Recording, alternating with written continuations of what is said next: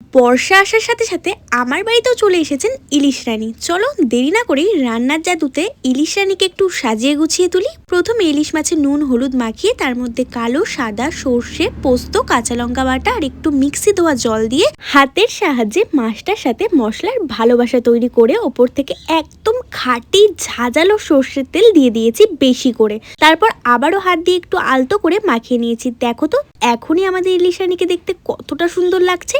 এরপর তো এখনো আরো বাকি আছে, দেখতে থাকুন লাস্ট পর্যন্ত কেমন লাগে। তারপর কড়াইতে এক এক করে মাছের পিসগুলো শুইয়ে দেব সুন্দর করে। শোয়ানো হলে ওপর থেকে মশলার চাদর আর একটু জল কাঁচা লঙ্কা দিয়ে নাড়িয়ে চাড়িয়ে সোজা ঢাকা চাপা দিয়ে ওয়েট করব কিছুক্ষণের জন্য। তারপর ঢাকনাটা খুললেই জাস্ট একটা সেন্ট বেরোবে না, উফ, তাতেই খিদে পেয়ে যাবে। একেই বলে ইলিশ ইলিশ।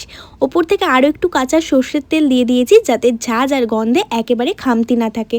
আরও একটু ফুটিয়ে নামিয়ে নিলে কিন্তু রেডি আমাদের গরম গরম কাঁচা ইলিশ মাছ ভাপা।